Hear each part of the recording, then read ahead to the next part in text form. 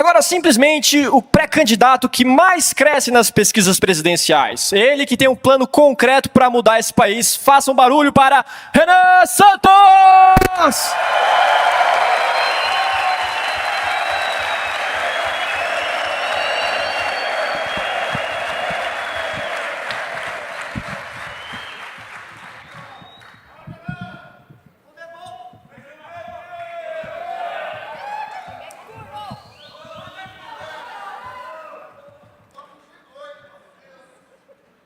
Boa tarde. Olá, meus queridos amigos. Uma honra estar aqui com vocês. Retornei do Pará, agora. Grandes aventuras no estado paraense. Grandes descobertas, grandes amigos que foram feitos no caminho. Descobri que a gente está muito maior do que a gente jamais imaginou estar. É incrível. Algumas pesquisas ainda saem. Hoje saiu um Datafolha. Eu não consigo entender o Datafolha. E me deu atrás do caiado. Eu falei, mas como é que é? Eu estou disputando espaço com a Samara, de acordo com o Datafolha. Ok. Não é o que o Data Ananindeua me mostra. Não é o que Data Breves me mostra. Não é o que Data Melgaço me mostra. Alguns lugares com o menor IDH do Brasil, justamente o perfil eleitoral mais difícil de você buscar, conhecendo, vindo tirar foto, correndo atrás. Então, eu queria só fazer essa pequena introdução, porque tem tudo a ver com o que nós vamos falar hoje e com o que eu vou falar, especialmente aqui nesse discurso. O peso que recai sobre o nosso ombro está ficando cada vez maior. E isso já começa a afetar o nosso sono. Eu não imaginava estar na posição que nós estamos hoje. Eu imaginava que a gente ia conseguir montar o partido, sim. Eu sempre tive certeza que a gente ia montar o partido. Eu tinha certeza absoluta que nós íamos fazer o impeachment da Dilma. Todas as vezes que o grupo de amigos que a gente criou na Brigadeiro Luiz Antônio, o grupo inicial Pedro, Kim, eu, meu irmão, o Riso, algumas outras pessoas, todas as vezes que a gente tinha uma certeza que algo ia dar certo, a gente fazia o melhor, porque as coisas davam certo meio que automaticamente. E elas davam certo a despeito de todas as dificuldades e improbabilidades. Eu me lembro que quando eu conheci o Kim, foi numa festa de libertários horrível, e ele teceu comentários horrorosos a meu respeito. Ele falou que eu estava com a camisa meio aberta e com... Enfim, eu sou latino, então eu tenho pelos no peito. E ele achou aquilo horripilante. Ok. Lide com minha latinidade.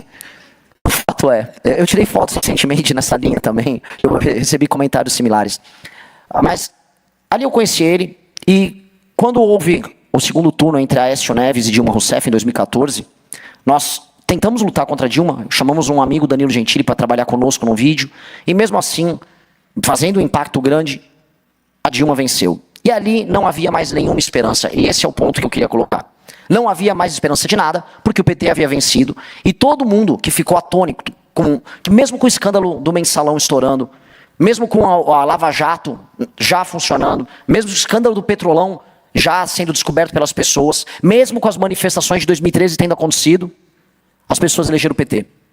E aí daquele pequeno escritório, sem nenhuma probabilidade de vitória, a gente se insurgiu como a última esperança. E a verdade é que o impeachment da Dilma Rousseff foi a última esperança de uma geração. O último ato de resistência. E a história é cheia desses atos. Os atos improváveis que são feitos imaginando a própria derrota. Eu sei que é clichê citar esse exemplo, mas o que foram os 300 de Esparta, além de um grupo de homens que foram para a derrota certa? Eles se encaminharam para a derrota certa. E esse ato de resistência final foi maior do que todas as vitórias que o grupo deles, os gregos, tiveram depois. Essa história de empreender a última resistência, de ser a última esperança, é a história mais inspiradora que a gente pode ouvir. E a gente tentou ser a última esperança naquela época, e contra todas as probabilidades, sem dormir, sem recurso, rodando o Brasil a pé, nós nos construímos, nós aprendemos a trabalhar em conjunto, e nós vencemos. E foi ali que eu descobri o melhor de mim, o melhor do meu irmão, o melhor do Pedro, e o melhor do Kim. Porque ao Kim coube o papel muito estranho de ser colocado com 18, 19 anos de idade como porta-voz daquilo tudo. Ele que fazia os debates, ele que ia na televisão, ele que respondia os questionamentos. Boa parte das reuniões de articulações era ele a fazer, com 18 a 19 anos. E eu trabalhar com um cara como ele, eu era um privilegiado. Nunca trabalhei tão bem com alguém na minha vida. Era um privilégio trabalhar com ele. As ideias, as inovações, a confiança de que quando você entregava a bola para ele, ele vai fazer o gol. Ele, nesse sentido, ele é o oposto do Rafinha. Piadas com Copa. É certeza de gol. E essa confiança a gente teve. Amigos saíram, amigos chegaram, o Arthur narrou a chegada dele, o Guto narrou a chegada dele, a Amanda chegou depois. E nós fomos novamente aqueles a empreender a última resistência, que era a resistência contra o bolsonarismo no nosso próprio campo. Fomos os únicos a se insurgir contra uma traição no próprio campo. Nós fomos até o precipício, e as pessoas que saíram às ruas para derrotar o PT olharam para nós e falaram: por que você ainda não pulou? Pula aí do precipício, vocês não têm mais utilidade. O Kim foi o primeiro a pular. Pulou, foi lá, se esborrachar no chão. E nós cumprimos esse papel de empreender a última resistência dentro de um campo político prostituído. Um campo político de fracos e canalhas. Eu tenho vergonha de ser chamado de direita no Brasil. Porque a direita no Brasil é composta por fracos, vagabundos, oportunistas e canalhas. Porcos, ratos que se aliaram por voto com o senhor Jair Bolsonaro nos piores momentos da direita e do nosso campo. Campo de vagabundo. Só tem vagabundo no campo da direita. Nenhum deles é homem. Eu olho os demais pré-candidatos da direita à presidência da República e eu vejo homens que nos momentos difíceis se acovardaram. Eu vejo o Eufíates, aquele corcunda que se aliou aos persas por não ser capaz de estar junto com os espartanos. Todos eles que agora ousam balbuciar uma crítica ao Flávio Bolsonaro. Mas lá em 2020 ninguém balbuciou nada. Eles soluçavam com as bolas do Bolsonaro na boca deles. Essa é a grande verdade. Na dificuldade, a gente se propôs a ser a última esperança e veja só, nós fomos largados ao relento. E à época, nós decidimos, por conta de uma operação policial canalha tocada pelos nossos inimigos, nós decidimos fazer uma reunião para fechar o MBL. E nós nos encontramos na casa dos meus pais, e o Kim falou: Renan, faz o que quiser, mas é um erro. Tenta mais um pouquinho, o Arthur pode ser candidato a prefeito, vai que as pessoas ainda não acreditam na gente. E o Arthur, ele se entregou de uma maneira incrível naquela campanha de 2020, quem lembra, lembra. E havia uma espécie de Samara, na época, né, não lembro o nome dela, mas era uma mulher do PSTU, a Vera Lúcia, que também aparecia na frente do Arthur nas pesquisas. E o Arthur fez 10%. E a gente percebeu, nossa, talvez a gente não perdeu ainda. Talvez esse pequeno fio de esperança ele está de pé. E ali as pessoas foram se juntando, e boa parte dos que estão aqui entenderam o nosso propósito histórico. E vibraram com as vitórias do Kim Kataguiri, solitárias, quando, por exemplo, ele derrubou a PEC da impunidade de 2021. Quem lembra disso? A campanha que ele fez nos grupos de WhatsApp, a campanha que ele fez de mobilização na internet, aquele movimento que mobilizou PT e bolsonarismo para salvar os ladrões do Congresso. Quem lembra? Em 2022, o Kim foi cancelado, tentaram derrubar o mandato dele. Nós estivemos com ele, e quando logo em seguida o Arthur foi cancelado, e eu em menor escala também fui, foi ele a nos defender. Foi ele prejudicado do ponto de vista da saúde ali, sendo cancelado, sendo detonado, sendo chamado de nazista por conta de uma participação no podcast. Foi ele a ter que segurar a onda, recolher os cacos e defender os amigos que foram para a Ucrânia. Isso tem um peso que ninguém vai entender. Hoje, como paralelo, eu vejo os nossos concorrentes da direita, né? A direita, verde e amarelo, se matando entre si. Michele odeia Flávio, que odeia Nicolas, que odeia Zema, que odeia Caiado, que odeia Jair, que odeia Michele, que com certeza odeia Jair. Odeiam-se todos, porque não há amizade verdadeira entre eles. Não há nem a amizade fraterna de amigos verdadeiros ou de membros da própria família, e tampouco a amizade de compromisso. Porque é um campo político prostituído, um campo político vendido, um campo político de fracos.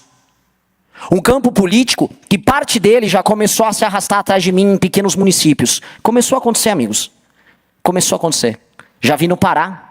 Já vejo algumas laranjas podres, mas laranjas se aproximando. Una a direita também. O Renan está unindo a direita. Não vou unir essa direita. Eu vou liderar o campo, o que é muito diferente de me unir com o fraco. Nós nascemos para liderar. Sempre.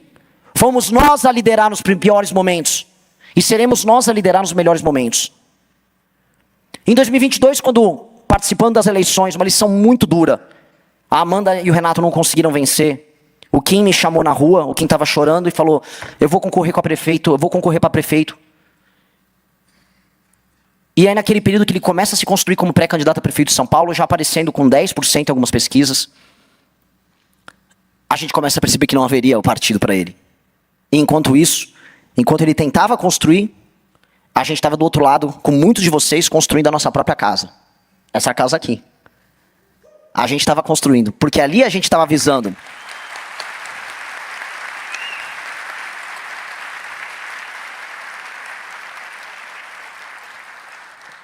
Ali a gente avisou que não mais iriam impedir a gente de construir nosso caminho. Que não mais iam parar a gente. Ninguém vai mais parar a gente. Então quando o Kim retirou a candidatura dele de prefeito, ele já não sentiu. Nós não sentimos. Porque a gente já sabia naquela época que a gente teria a nossa casa. E que outras candidaturas viriam. E que outras possibilidades viriam.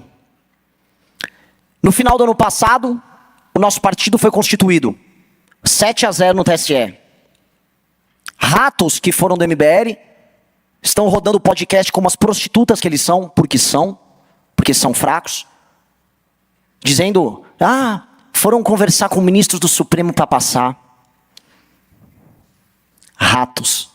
Todos ratos.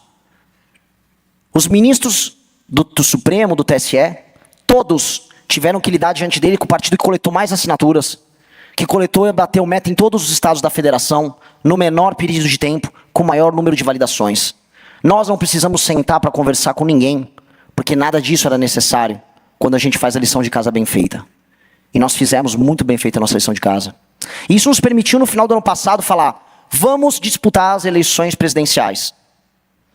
Já no nosso congresso, ano passado, 5.000 pessoas, gente de outros países presentes falando, há algo de especial no que essas pessoas estão fazendo. Matérias começaram a surgir não só no Brasil. E a imprensa brasileira, por muitas vezes muito lenta, não entendeu o que estava acontecendo. Mas nos Estados Unidos entenderam. Na Inglaterra entenderam. Antes da imprensa brasileira. Quando as pessoas aparecem assustadas, eles estão liderando entre os mais jovens. Eles já deveriam saber isso quando nós já estávamos coletando as assinaturas com milhares de jovens nas ruas. Ou quando qualquer estatística de YouTube demonstrava que a gente era o grupo que mais crescia nas redes sociais com esse grupo social. Aí esse grupo falou, Renan, é você. Eu falei, ok. Nunca fui candidato. Mas eu entendi que teria que ser eu. Começo a rodar o Brasil. Começamos a montar o time. Renato, Oliver começam a organizar as chapas ao redor do Brasil. Milhares de líderes nossos, que nunca foram candidatos também, começaram a passar pela árdua tarefa de se tornarem candidatos. Os que estão aqui perderam a eleição. Bertolucci, por pouco, por 4 votos. Estão agora diante da própria casa, diante da chance de vencer. E você será deputado. Outros se juntaram no caminho. O Léo que está aqui. Outras que eram militantes, como a Ludmilla, se tornou uma candidata. Muito possivelmente uma deputada federal eleita. Outros, como o Ítalo, o melhor vereador que eu conheci, está aqui pronto para se tornar deputado estadual. Eu não vou ficar dando o nome de todo mundo, senão vou parecer aqueles políticos tradicionais. Mas todo mundo tem sua jornada nisso. E eu comecei a minha. Eu comecei a rodar o Brasil 0,5%, 1%, 2%, e botando a seguinte meta. Primeiro, chegar no tal do 1%, porque aí as pesquisas vão me colocar de maneira reiterada. Depois, ultrapassar os governadores. Aconteceu. Depois, chegar aos 10%, antes de agosto. E já comecei a parecer bem próximo disso, tanto nos trackings quanto em alguns estados. Depois, buscar o Flávio e depois derrotar o Lula. Isso soava uma loucura, como soa loucura montar o partido e como soava a loucura a gente naquele pequeno escritório derrubar a Dilma Rousseff. Mas a loucura persistiu. E a loucura começou a se transformar naquilo que eu citei logo no começo dessa fala.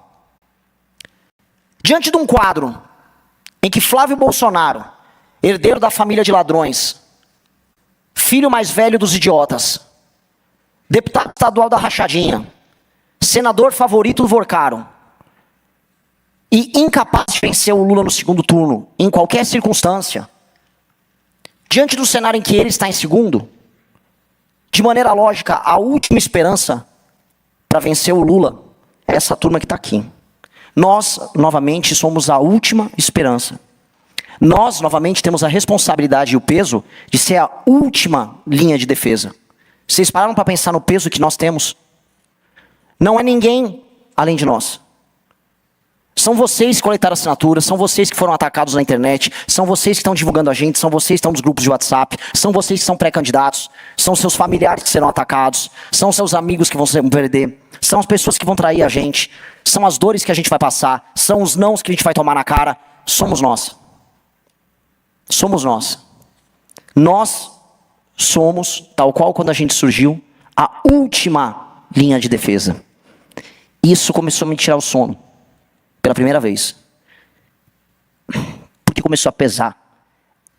E a gente pode vencer. Porque quando a gente se torna essa última linha de defesa, se torna igual um gato que fica acuado. E quando você não pode mais se defender, o que te resta? É atacar. E graças a Deus a gente é um pouco maior do que um gato, a gente é uma onça.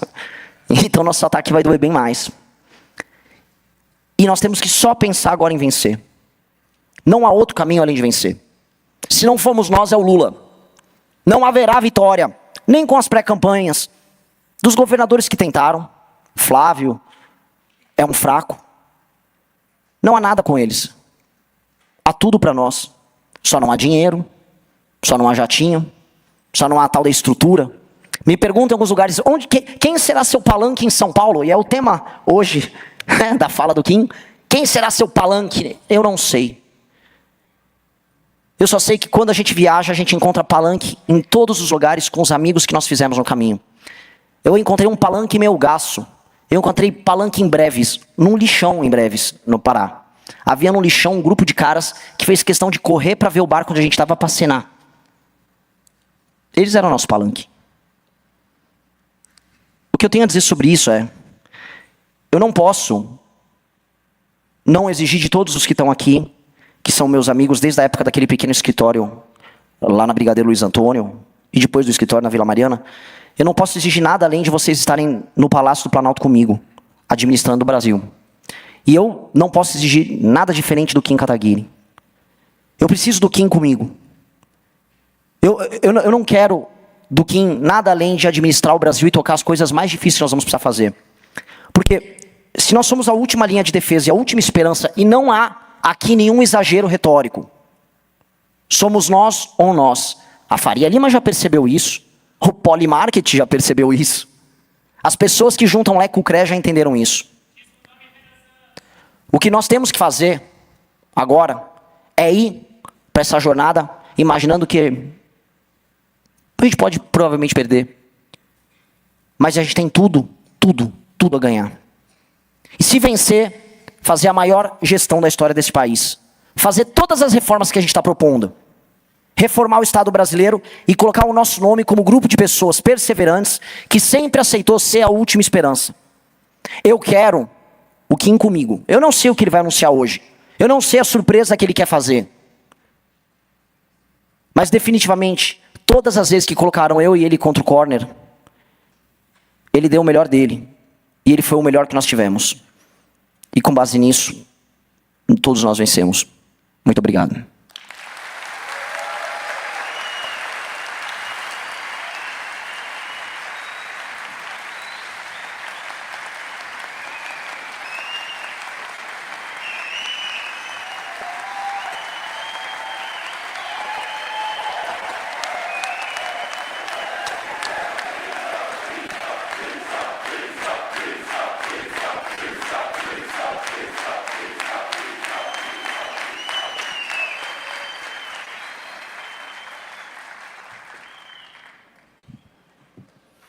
Kim, o momento está chegando e está todo mundo muito ansioso, mas eu vou pedir só mais alguns minutinhos para a gente passar um vídeo nesse momento.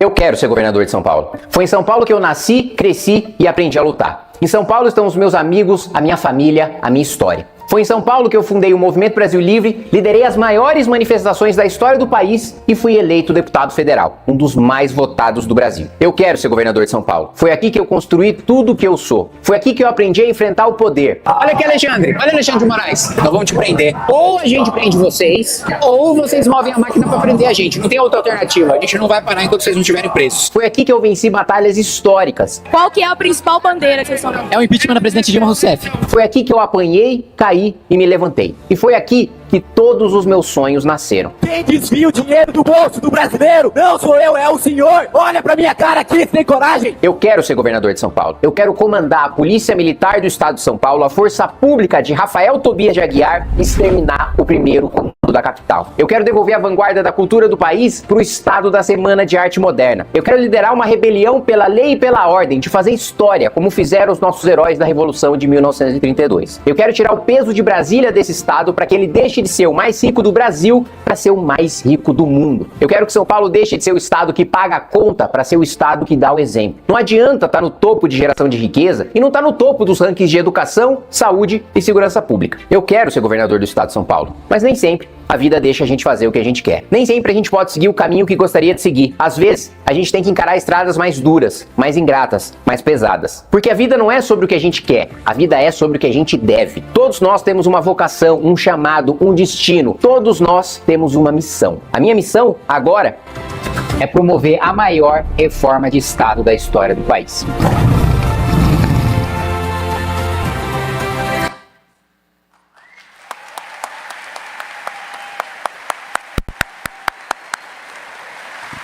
Com vocês, Kim Kataguiri!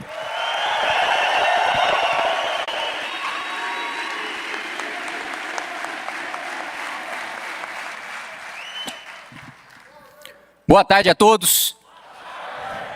Gente, é com muito orgulho que eu sou anunciado hoje como o primeiro membro da equipe ministerial do governo Renan Santos.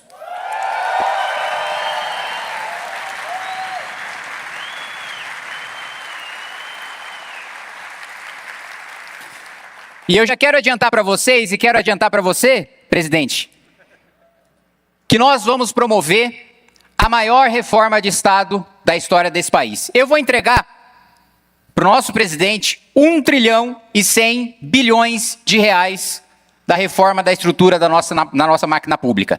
Tudo que eu quis fazer nesses quase 8 anos de mandato como deputado federal, agora vou fazer como ministro de Estado, junto com o presidente Renan Santos. A PEC dos supersalários, acabar com férias de 60 dias, acabar com todos aqueles que recebem mais do que 46 mil reais por mês, fazer um programa nacional de desfavelização, garantir que o presidente tenha recurso para fazer o maior presídio de todas as Américas, garantir que a gente tenha uma política de Estado pela primeira vez de investimento em inteligência artificial, em ciência e tecnologia, acabar com a desigualdade social dentro do próprio funcionalismo público, a desigualdade salarial, fazer com que as carreiras tenham salários compatíveis com a iniciativa privada, promover o maior corte de gastos da história do país e o corte de gastos a ser revertido na transformação do Brasil como um país rico. Quem lê o livro amarelo sabe das nossas missões, do Brasil poderoso, do Brasil rico, do Brasil livre. A convite do Renan coube para mim uma das missões mais difíceis, que é trabalhar com o Brasil rico. O nosso ministério vai ser um ministério transversal. Vai ser um ministério que vai passar pelo Ministério da Gestão, vai passar pelo planejamento, vai passar pela Casa Civil, pelo trabalho, pela Previdência. A gente vai ter um trabalho muito grande para fazer. E diferente da covardia que nós vimos nessa semana com o Flávio Bolsonaro, nós não teremos vergonha de defender publicamente o remédio amargo. Não contem comigo para ser covarde de promover pauta populista e de esconder que nós vamos ter sim que fazer reforma previdenciária, que nós vamos ter sim que rever os pisos da saúde e educação. Porque qualquer um que vença a presidência da República vai ter que fazer, mas só a gente não comete o estelionato eleitoral de mentir para a população, de ir para a campanha dizendo que a gente não vai fazer.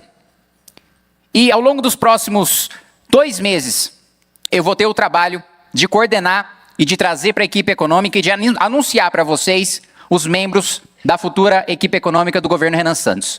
Eu não fiz convite e eu não conversei Com nenhum deles. Vou passar a trabalhar a partir de agora. Mas eu adianto que, como eu sempre fiz como deputado federal, eu vou me cercar dos melhores. Eu vou me cercar daqueles que entendem de cada um dos assuntos que a gente precisa para transformar esse país num país desenvolvido. Cada um deles estará na nossa equipe. Eu sempre li e sempre escutei e vou continuar escutando e convido a continuar falando comigo e a continuar trabalhando junto com as nossas ideias, agora não como deputado, mas como ministro de Estado.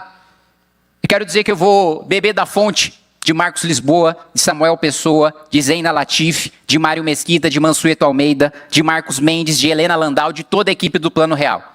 As portas do governo Renan Santos estão abertas para cada um de vocês e para todas as outras mentes brilhantes do nosso país.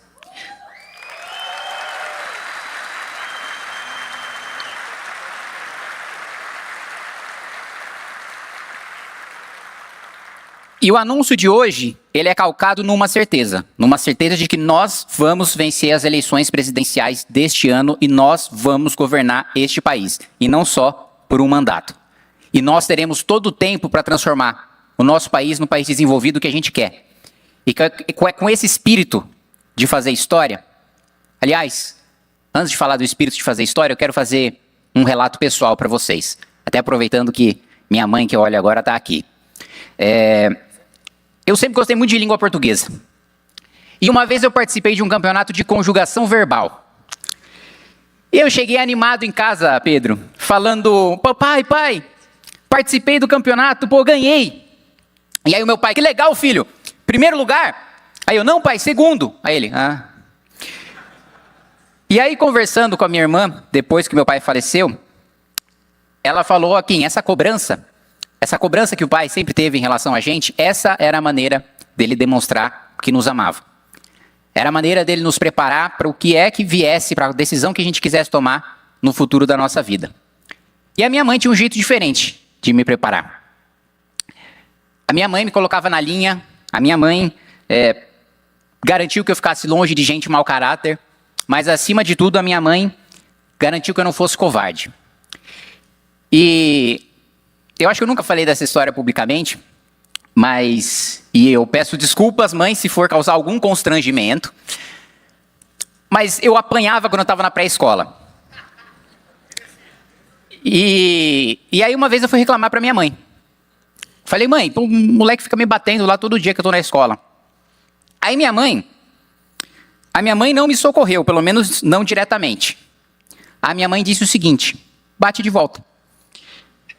Foi o que eu fiz no dia seguinte. O menino veio me bater, o mesmo menino veio me bater. Eu dei um socão na cara dele. E eles... Gostou, Arthur? Deu um socão. Não foi qualquer soco, eu garanto para vocês, como o Renan gosta de Cavaleiro do Zodíaco, foi um cometa de Pégaso, né? E ele ficou com o olho roxo, sangrando. E aí, a mãe desse menino foi lá em casa reclamar com a minha mãe. Falou, seu filho bateu no meu e tal. A minha mãe olhou para a mãe do moleque e falou, sim, eu sei, eu que mandei. O moleque nunca mais mexeu comigo. Funcionou. Aliás, Renan, você me permite fazer uma sugestão? Se a primeira operação de retomada de território, de lei e ordem, pudesse ser a Operação Dona Cláudia, eu vou considerar...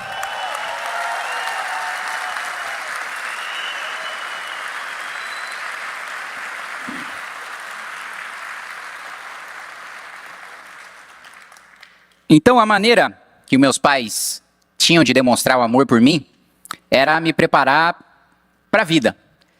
E a maneira que eu tenho de demonstrar amor pelo meu país é dando o melhor que os meus pais me ensinaram a fazer, é dando o melhor pelo meu país. Os meus pais, então, me prepararam a vida toda para alguma coisa que eles não sabiam o que era. Basicamente, para dar uma escolha, para que eu estivesse pronto para a escolha que eu tivesse. E eu escolhi. Junto com os meus amigos que estão aqui, junto com a militância do Movimento Brasil Livre, do qual sou colega, do qual sou membro, parte integrante, com os coordenadores, do qual sou colega, eu escolhi, e a minha escolha foi fazer história, junto com cada um de vocês.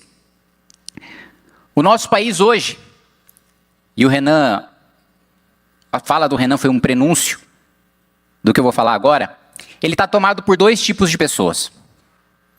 Primeiro, você tem os canalhas. Os canalhas, eles têm a audácia de disputar o poder, vencer e de nos governar. Os canalhas não têm medo nenhum. Os canalhas estão muito confortáveis. Aliás, os canalhas estão tão confortáveis que o Daniel Vorcaro tinha a tranquilidade de deixar suas conversas com o ministro do Supremo printado num bloco de notas na sua galeria. Os nossos canalhas estão muito confortáveis, mas esse é o primeiro tipo de pessoa que domina o nosso país. O segundo tipo de pessoa que domina o nosso país são os covardes. E a maioria dos covardes são honestos. Só que eles estão tão desesperançosos e têm tanto medo que o medo deles faz com que eles tenham até vergonha da própria honestidade. Faz com que eles se sintam otários por serem honestos. Mas a história não vai ser escrita pelos canalhas. A história não vai ser escrita pelos covardes.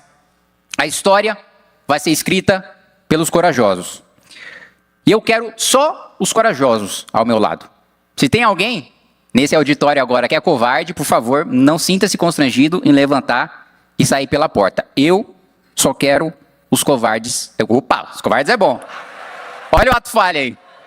Eu só quero os corajosos juntos comigo. Eu quero os covardes bem longe. Era isso que eu ia falar, vocês me interromperam. E eu sei que ser corajoso, todo mundo que está aqui sabe muito bem. Ser corajoso tem um preço. Mas o preço de ser covarde é muito maior. O preço de ser covarde é você estar nos últimos momentos da sua vida, olhando para o seu passado, olhando para tudo aquilo que você fez e se arrepender de ter deixado como único legado a miséria da sua própria alma. Quando eu estiver nos meus últimos momentos de vida, eu não quero olhar para Deus e dizer, desculpa por ter feito você perder o seu tempo. Eu quero olhar para Deus e dizer, obrigado pela oportunidade. Obrigado, gente.